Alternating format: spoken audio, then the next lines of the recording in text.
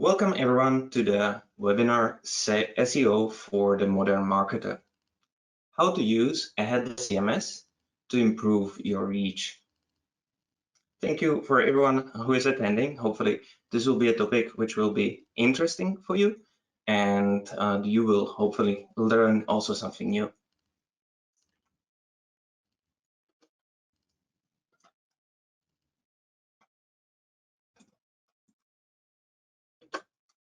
Everyone wants to be first in search results. But how much time are you willing to spend to get there? Every company is spending a different amount of time on SEO related tasks. For example, here we found some research where the answers vary quite a bit. You can see some companies spend a few hours weekly on SEO related tasks or even a few days. So if I divide this pie chart here, we have companies spending multiple days a week on SEO related tasks, and we have companies which spend less than a day. What are these tasks? These tasks cover some of these processes which are mentioned here. So some of this time is used on creating descriptions on pages, managing people, identifying opportunities, measurement of the results, testing. However, what's even more important is high quality content. This is the most important SEO aspect out of those all aspects and tasks. This is even something Google is mentioning in their own SEO guidelines. Let me read this out loud. Creating compelling and useful content will likely influence your website more than any of the other factors. Users know good content when they see it and will likely want to direct other users to it. So in the end, all the tasks which I mentioned, what we are trying to do and what most of the companies are trying to do is to minimize the time which is spent on tasks which can be streamlined and use this time more appropriately and better for SEO related tasks, and that's for creating useful content. So we'll try to figure out how these tasks can be streamlined and how this time can be used on creating something useful for your visitors.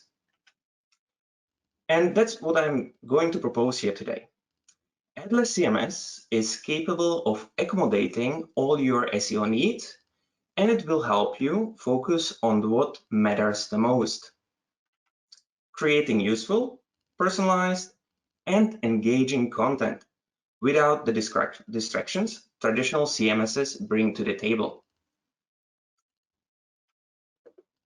So first things first, you probably already read or heard about this quote here by Henry Ford.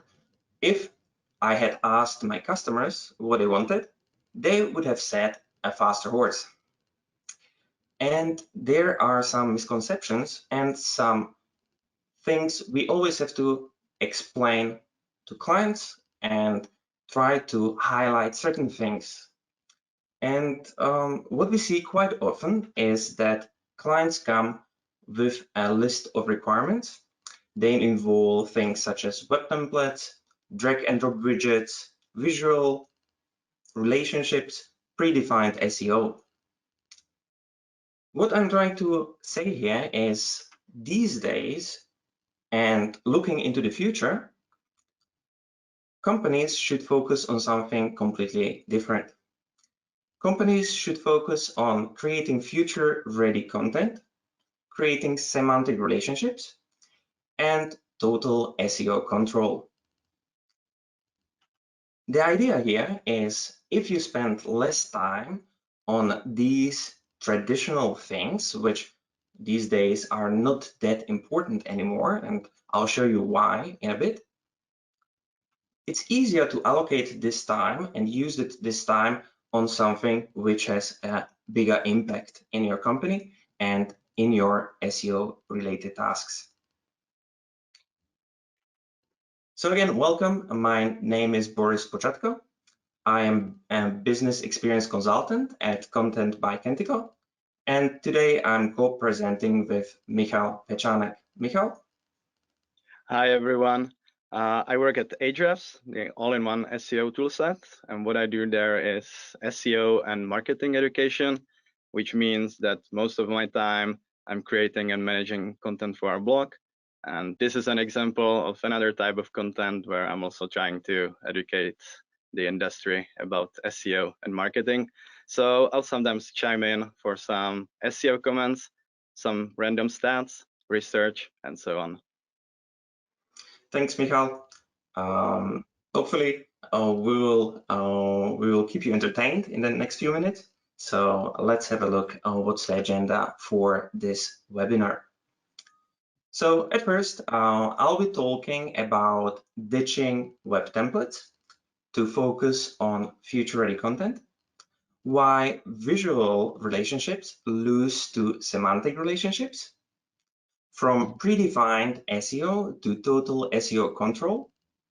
We'll give you a proof, and also towards the end, a word of caution. So let's begin, and let's talk about why ditching web templates is useful and how you can then focus on future-ready content. These days, a lot of you will be familiar with monolithic CMSs. Monolithic CMSs are the likes of WordPress, where a lot of the features are baked in. You may have page templates, you may have commerce tools, content, marketing, plugins, but everything is baked into one tool. And these CMSs, they're amazing if we are serving content to the website only. So if you have web templates, these web templates are really good to serve content on a website. However, if you are looking into the future, these web templates, they can't be reused on other channels. If you have something which is already pre-formatted as a page, you really can't use the same page in a native mobile app on Android or on iPhone, or even in a chatbot. This content cannot be reused as it is. So what's the solution? The solution is to break down a monolithic CMS into its components. These components will be responsible for different parts of the experience of your visitors. So it could be, for example, Auth0 for security, Form.io for forms, payments can be managed by Stripe, or order fulfillment managed by SAP. We will, of course, focus on the content part. So we'll be talking about the headless CMS, but most of the other things are taken care of with best of breed solutions. So once you have a headless CMS, you are capable of delivering content into any of these channels. And not even these channels, these existing channels. You are able to deliver content to any future channels as well. The main idea is again to get rid of this web-first mindset, where you have a single purpose piece of content, a page which has embedded images, rich text, and such, and to transform, to structure the content with a content-first mindset. So here we could have an article with an author connected with a link, and everything is really nicely structured. This structured content will be highly reusable content. Once you have a nice structured content item, you can easily display the same content on a website. So nothing stops you servicing existing channels. You can as well use the same content in mobile apps or in other channels which you are already servicing right now.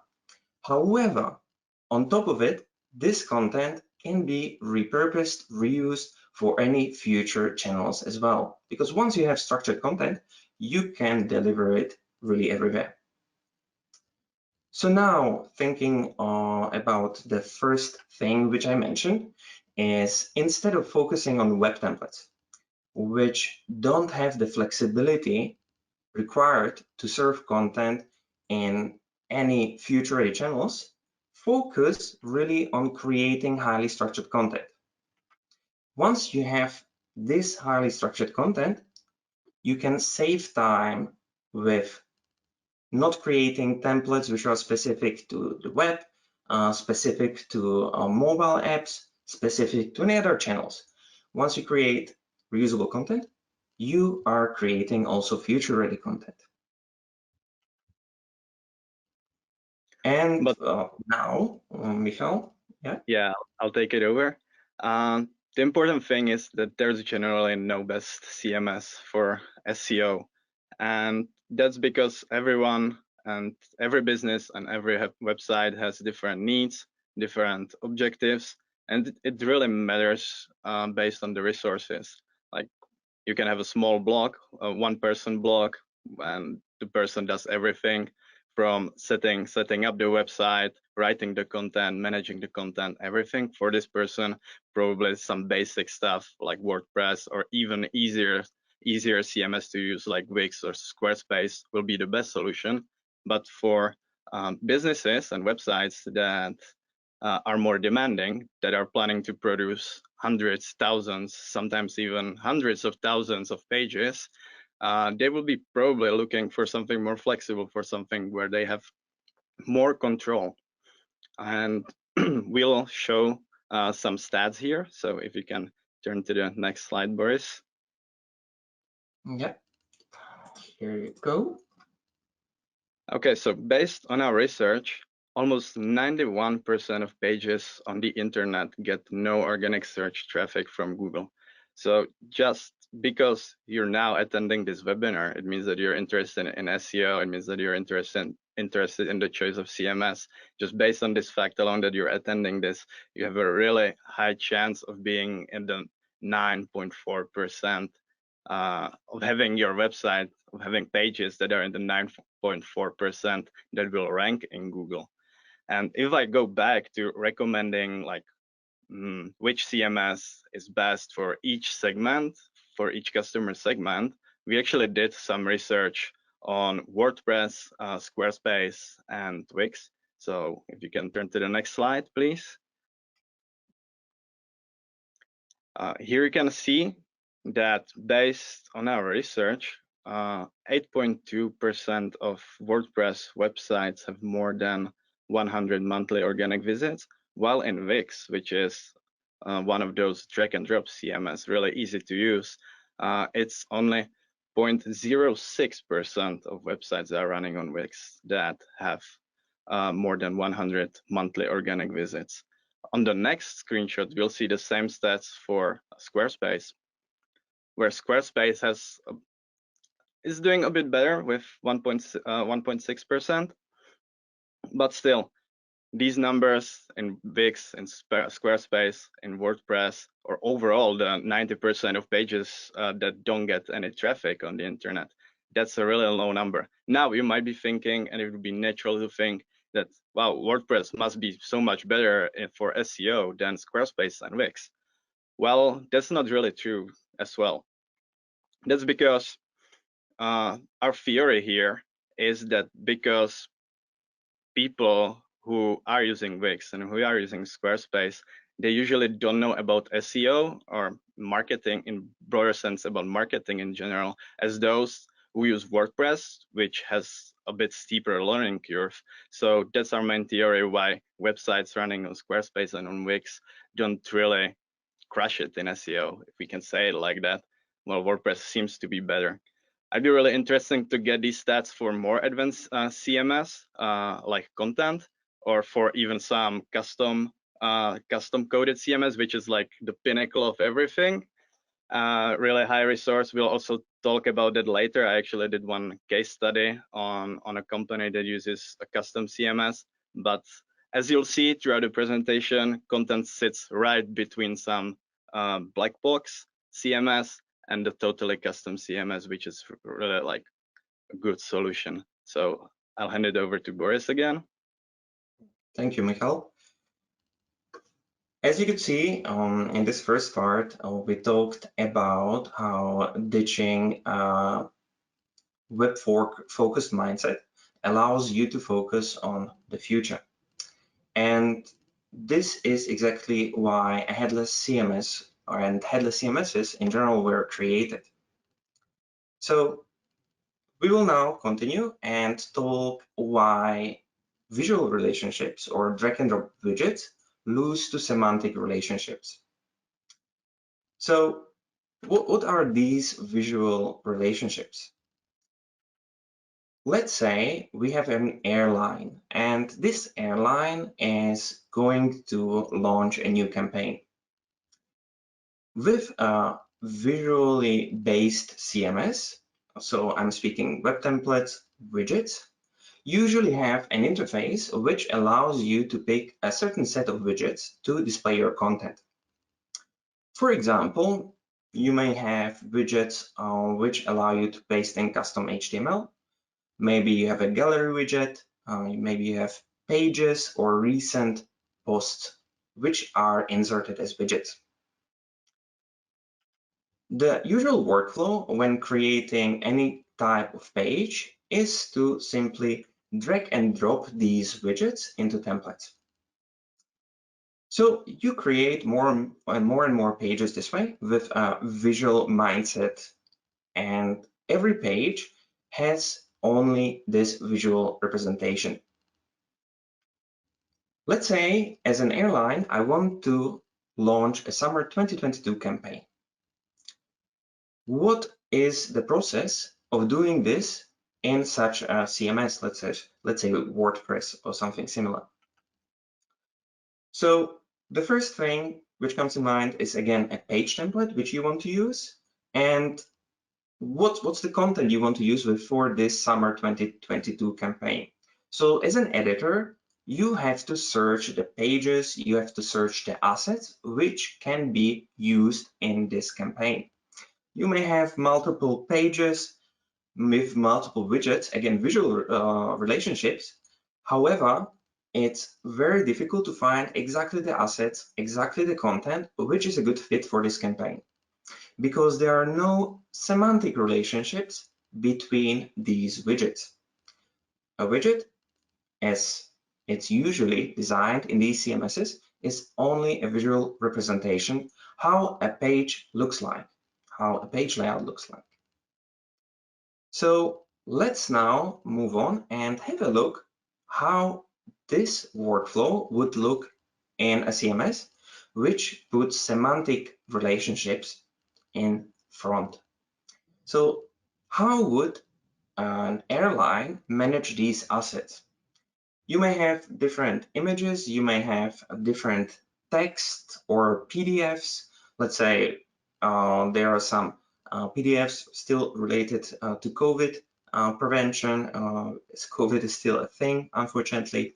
Then you have different text snippets, text chunks, for example, a description of Prague, destination, Maldives, and again on the left here, COVID-19 symptoms.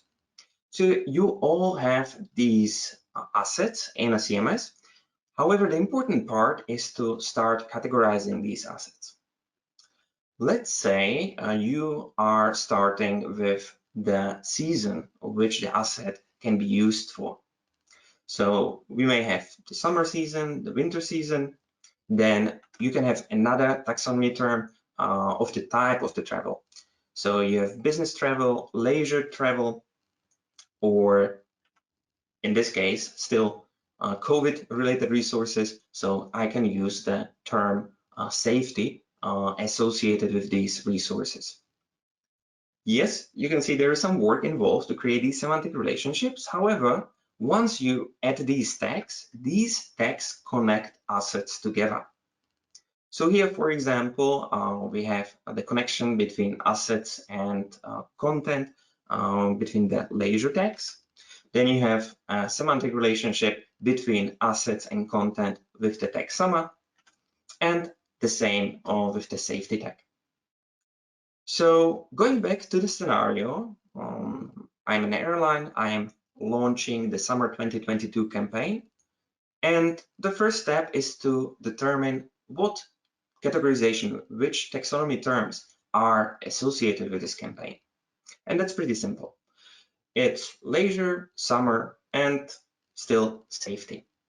So as an editor, the only thing I have to do is to search for these taxonomy terms.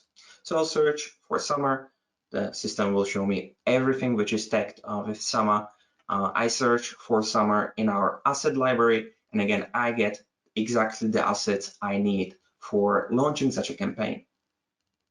And the next step is pretty simple. So once I gathered all these pieces, so assets, images, maybe PDFs, text, what I need to do is I only need to place them into a landing page or a content item representing this campaign. So you can see creating a landing page with semantic relationships is incredibly easy. And not only that, once you start thinking in terms of semantic relationships, there are much stronger or much bigger opportunities here. So let's focus on the description of Prague. We already created this description before because we launched the summer 2022 campaign. But what about reusing this description somewhere else? So let's say we are reusing the description for SEO related purposes. Nothing stops you to do that. With a headless CMS, you are in total control when it comes to SEO related processes. And if you allow regular text, reusable text to be used for SEO purposes, you can do that.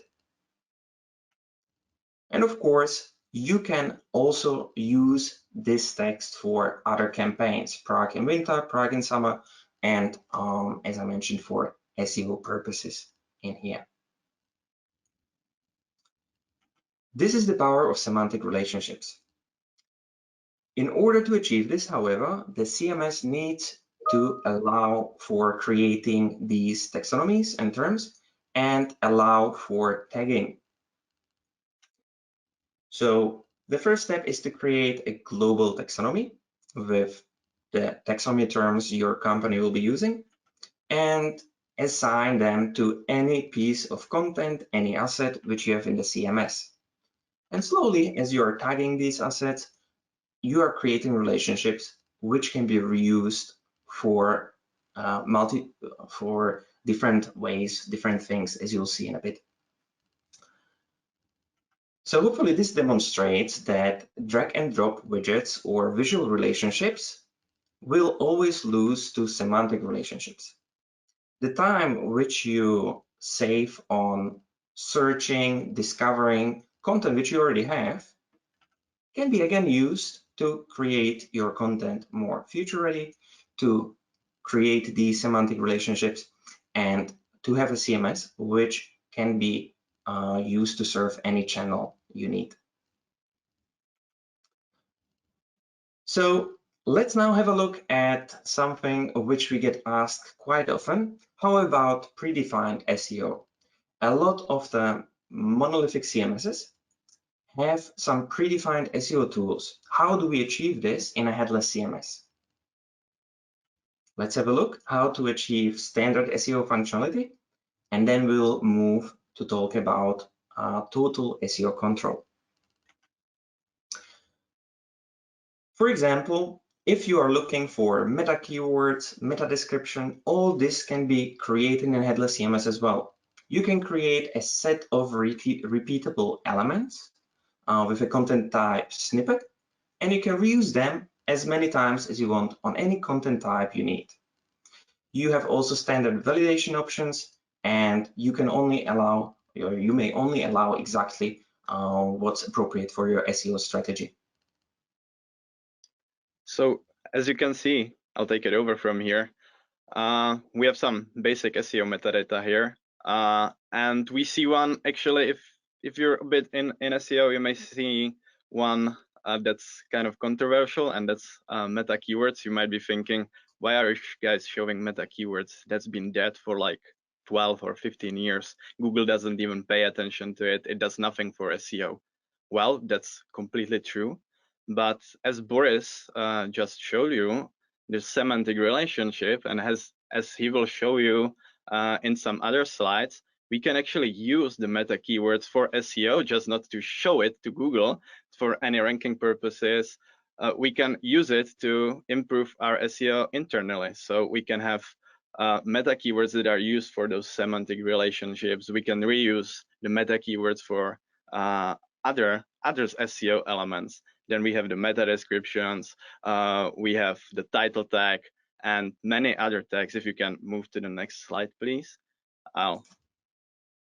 I'll talk a bit more about that you really want full control of all these SEO elements on your website. It's just not these free basic stuff. It's all about like complete technical SEO setup. If you can move to the next slide, we'll see that these are all potential issues that you can have on your website with indexability. This is a screenshot from Ahrefs site audit, and I think there are 14 different issues that have different importance on your website, and this is just related to indexability. In other words, if Google can easily index your content, which is the step before crawling the website. Basically, if you want your pages to appear in the search results, the search engine first has to find a page, which means that it has to see some link to the page. It can be either internal link, it can be an external link, it can be in your sitemap. And this way, Google discovers new pages or recrawls pages that it already has in the index or crawled in the past, and then it can move to the step if it decides if it can index it. And just this small step, when it decides if it will index the page, there can be actually quite a lot that can go wrong. And this is just a small part of everything that you care about in technical SEO and on-page SEO. On the next slide, we'll see that this is just a little scope of it, that just in the site audit, we have predefined 134 different issues related to our technical and on-page SEO. So really, there's a lot that you might care about that can go wrong. Of course, we go back to the objectives and what you do with the website. If you're like producing one piece of content a month, then you probably won't run into anything. You might not be even aware that there's something wrong. But if you're really serious about creating content about SEO, you'll have to care, and you'll encounter a lot of these things. So you really want to control each and every of the elements that have influence on these issues. And as I have the most experience using WordPress, I'll be honest here, and WordPress is great for my use. But I've also run into issues, into more advanced SEO stuff that I simply wasn't able to do in WordPress because there are a lot of plugins that can solve the issues for you. But for some really advanced stuff, or if you have specific needs, you might really run into some limitations because you can't control all the elements in there. Next slide, please.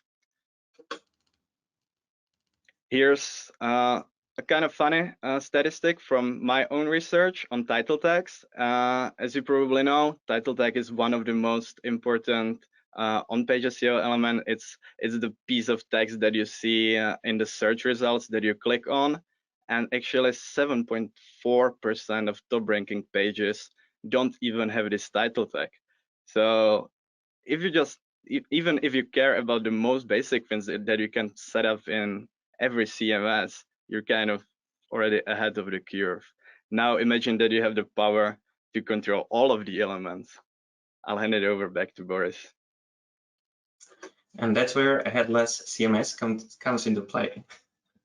What I wanted to show you here is actually that you can achieve any type of SEO related settings in a headless CMS because it's really only about taxonomies, about additional fields or elements. Our CMS doesn't have a setting called Exclude from Sitemap because our CMS is an omnichannel CMS. So the website isn't the primary channel. We should be able to serve content everywhere. But if you need, and most of you will need, to be able to exclude certain pages, certain things from a sitemap, it's really easily achievable. You create a taxonomy. I have a setting here called a taxonomy term. This is a taxonomy term called exclude from sitemap. And what needs to happen is the developers have to take care of these pages, which means they have to check if the given page has this setting ticked or not. And based on it, the front end will generate the sitemap automatically. Another really common thing is specifying a global robots.txt file. Again, there is no setting in a headless CMS related to robots.txt. However, it's again very easy to create a content item representing this setting. So in here, I often, for example, mention to our clients to create a content type and also content item, which represents brand colors, the brand logo, and why not include also some other global settings within this one item. So in here, I added an SEO tab and I allowed the editor to put in the full robots.txt file. So anyone with appropriate permissions can log in into the CMS and adjust it according to their needs. Again, it's important for developers to take this and render a robots.txt file on the front end, on the given website. Diving into specific page-related robots settings. At first, I will read out the guideline at the top. You are allowed to create guidelines and content, which will specify how the fields should be filled out by the editor. So here I've written the below settings override the global robots.txt file. You can edit the global robots.txt file here, and this is the link to the previous content item I've just shown you in the previous slide. But going further down, again, a really important feature which a CMS has is to specify the meta tag, which specifies how the links will be crawled within this page. So here, the editor can simply select what's the name attribute of this meta tag. So here I selected robots, and at the bottom, I have a setting specifying the content attribute of the same meta tag. And I just ticked, for example, no follow and no archive. As you can see, a lot of these things can be achieved in a headless CMS pretty easily. So me creating these elements took probably a minute or so. It's really drag and drop. However, developers have to take these settings, these fields and elements into account on the front end. And what about redirects? Again, a typical issue which is related to the web. Nothing stops you to create a content item called redirects, where again I have a guideline to say or to tell the editor how this redirect should be used. And it's pretty simple. Specify a new 301 redirect by selecting the page you want to link to and type in the old link below. Really easy, really straightforward. Again, the developer needs to take these redirects into account, but the structure can be really easily achieved and created in a headless CMS. So we talked now about the main predefined SEO tools which are available in monolithic CMSs and how to achieve them in a headless CMS. Now let's focus on total SEO control. And I already hinted a few things which can be achieved with headless CMS, but let's have a look at a few examples. I will go back to the description of Prague. And as I already hinted, once you create something, it's really up to you how your SEO strategy should use this piece of content. If you allow this content to be reused in SEO related fields, beautiful. You have one source of truth. So if there's a typo, you change it in one place. All the other landing pages referencing Czech Republic will be updated automatically as well. And even your SEO related fields will have this typo fixed. And not only that, you can specify really detailed validation options. And which was already mentioned before by Michal, is that each page should have an H1 tag, for example.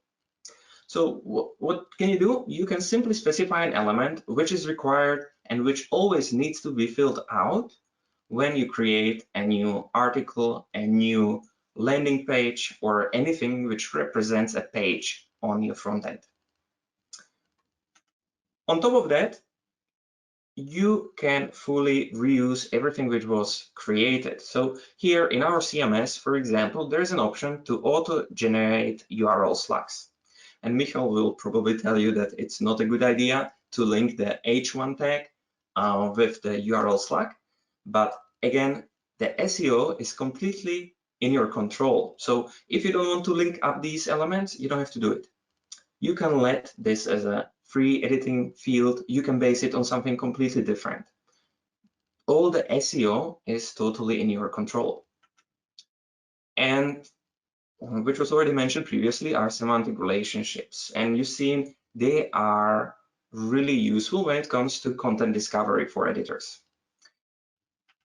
However, not only that, you can use these semantic relationships for other purposes.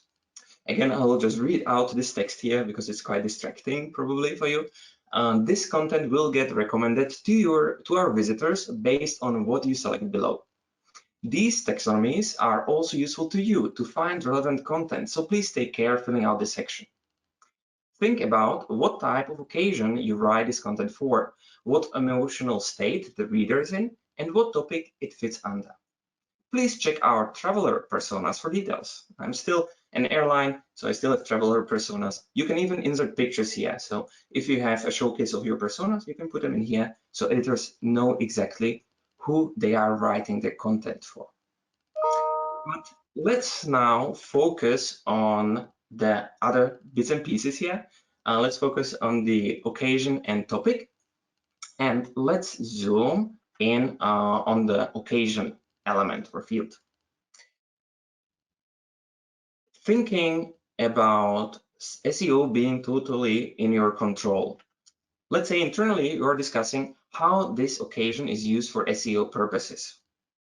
We've seen this occasion to be used for semantic relationships for content discovery, so that's fine. However, let's say for whatever reason, even though they are updated, you want to support keywords. So you're discussing an option where the taxonomy is complementing SEO keywords, or this occasion is used instead of SEO keywords if those are left empty. Again, this is totally in your control in a headless CMS. Let's say you go with variant A. You also decide that the topic might be used for keywords on a page. So nothing stops you, nothing stops your developer taking existing semantic relationships and taxonomies to render an additional tag in your page. So hopefully this demonstrates that yes, you can achieve predefined SEO in a headless CMS, but you should be aiming for something more. Instead of focusing on filling out descriptions, just reuse existing text, for example, in the description field. And again, all these small things will amount to saving time on these labor-intensive tasks. You let the CMS handle what it can handle and what you specify in your SEO strategy with your marketers, SEO experts, developers, and you gain total SEO control. Michal, a few words from your end regarding this, if you can. Yeah, so I somehow came up with this sentence, or just to starting to wrap it up. I think I already mentioned it. That's as Boris already explained, Headless CMS fits between the black box CMS and completely custom solutions. And you probably want to see a proof of this all. If this, we've just been explaining how everything works, but really we probably want to see websites that do well with content or with any headless CMS in general. So when content reaches out to me, I naturally asked Boris to send me a few of their clients, a few of the websites that I can check in Ahrefs, that I can see like their organic traffic, I can see their SEO audit, I can see what goes well, what goes wrong on the websites, and I can really assess for myself as an SEO specialist if those websites running on Headless CMS, running on content, if they really do that well. So this is one of the content clients, and you can see that this is already a pretty big website in terms of organic traffic. They get around 113,000 organic traffic visits a month. On the next slide, we'll see their technical SEO audit that I run in Ahrefs site audit that you can, by the way, run for free if you want using Ahrefs Webmaster Tools for your website as well. And in the middle, you can see the health score, which is 97, which is totally excellent. It's kind of a proxy to a website health, to the state of the technical SEO on a website. You can take it for granted, but given that I've looked on a few of those websites that Boris sent me, and pretty much all of them had scores, I think, over 85. I think they're really doing well, and those websites, I think they're not even like focused that much on SEO, or they probably don't even have huge SEO teams. They're just aware like of the solutions that they can use. And on the next slide, we'll see another example of content clients which even scored 98. So this is honestly pretty great. Having these scores without having any huge SEO teams, or without being like a huge website in the organic landscape. Even though the first one is already pretty huge, this one is a smaller one. Yeah, like my overall feeling when I was auditing these websites, the content clients, was that, yeah, this is a proof that they are really doing well in terms of on-page and technical SEO, that they're driving traffic, that they don't have any huge technical issues, even though if I look deeper into it, I would find more and more issues manually, as any technical SEO or any SEO should do when doing an SEO audit. This is just the first step in it. But yeah, as a proxy, they're doing pretty well. So I'll let Boris wrap it up. Thank you very much, Mikhail. And of course, nothing is only nice. There are, of course, some things which you should be aware of, and I think you already got the feeling of what's required to have great SEO with a headless CMS. The first thing is you really have to own SEO. You have to be aware of SEO best practices, and you have to act on anything which is happening also in the SEO world. Another thing is almost nothing comes out of the box, as you could see. So again, you have to own the SEO, you have to create these things, you have to create your own SEO strategy. And what's very crucial is cross-department collaboration. You have to work with your marketing team, SEO experts, content editors, and developers to roll out great SEO for your website. So to quickly sum up, I still think these downsides are worth it, because you get future-ready content, you get semantic relationships, which are incredibly useful for content creation, removing friction for your editors, and you get total SEO control. And that's it from our side, and we are done pretty much on the dot, 45 minutes. So Thank you very much for everyone attending. There will be a recording which we will send out to you guys. And if you have any questions, please reach out to me on Twitter, LinkedIn, or via our website. So thank you very much. Michael, any last words? Thank you for having me, guys. I'm glad we're just right on time, 45 minutes. Perfect. Thank you. And have a nice day, everyone. Thank you, everyone. Have a great day, afternoon, wherever you are. Bye-bye. Bye.